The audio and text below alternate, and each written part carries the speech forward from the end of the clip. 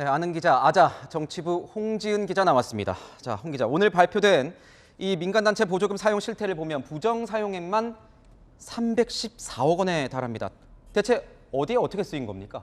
네, 크게 네 가지 유형으로 나눠볼 수 있을 것 같은데요. 횡령, 리베이트, 서류 조작, 내부 거래로 구분되는데요. 먼저 횡령 사례를 보면요. A협회 연맹 사무총장은 출장비로 지급받은 보조금을 여행비로 빼돌려 1,344만 원을 횡령했는데요. 또 기념품을 만들지도 않고 제작비를 개인 계좌에 입금하는 등 3년간 3,500만 원을 편취했습니다. 다음 리베이트 사례인데요.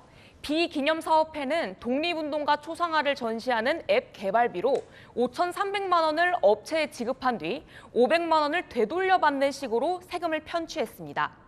서류 조작 등 부정수급 사례도 적지 않았습니다. 인천의 시민단체는 보조금을 받을 수 없는 페이퍼 컴퍼니였지만 거짓 신청으로 3,110만 원을 수령했습니다.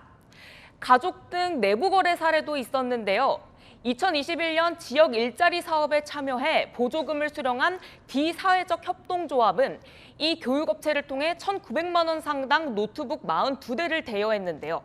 두 단체 대표가 부부였던 것으로 나타났습니다. 이렇게 가족 간 내부 거래로 편취한 부당 이득 액수만 3,150만 원에 달했습니다.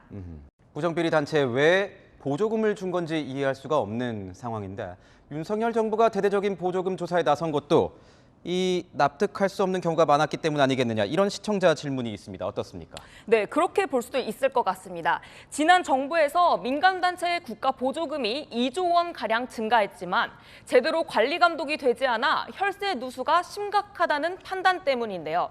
대통령실 관계자는 코로나로 민간단체에 대한 보조금, 일자리 사업 보조금이 이례적으로 늘어났다며 그런 부분을 정상화해야 한다고 말했습니다. 여기에 민간단체들이 본래 설립 취지와 무관하게 정치 이념에 따라 이권 카르텔을 만들었다는 인식도 작용한 것으로 보입니다.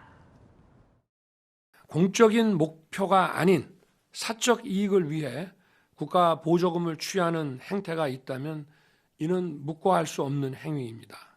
국민의 혈세가 그들만의 이권 카르텔에 쓰여진다면 국민 여러분께서 이를 알고 용납하지 않으실 것입니다.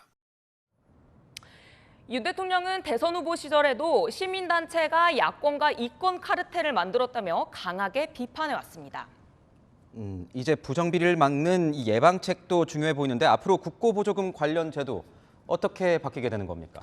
네, 감사 시스템이 대폭 강화됩니다. 국가보조금 관리 시스템 등록을 의무화하고 외부 검증도 강화합니다. 또 전 부처 차원에서 분기별로 보조금 집행 상황을 점검하고 국민 신고도 활성화합니다. 윤 대통령은 보조금이 방대해 국민이 감시하지 않으면 잘못 사용될 소지가 많다며 포상금 제도 강화도 지시했습니다. 그렇군요. 보조금 예산도 이 전면 재검토되는 겁니까?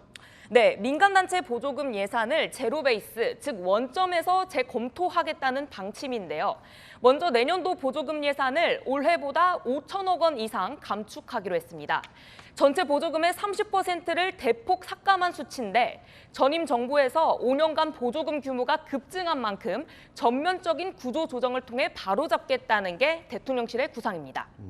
지금 이대로 보면 이번 감사로 파장도 거셀 것 같은데 시민단체와 이 정치권 반응은 어떻습니까? 네, 각계 반응은 엇갈렸습니다. 일부 시민단체는 노조에 이어 시민단체까지 죽이기에 나선 건데 엄청난 역풍이 불 것이라고 비판했는데요. 국민의힘은 적발된 시민단체를 국고터리범으로 규정하며 정부의 강력한 조치를 주문한 반면 민주당은 특별한 입장을 내지 않았습니다. 네, 지금까지 아는 기자 정치부 홍지은 기자였습니다.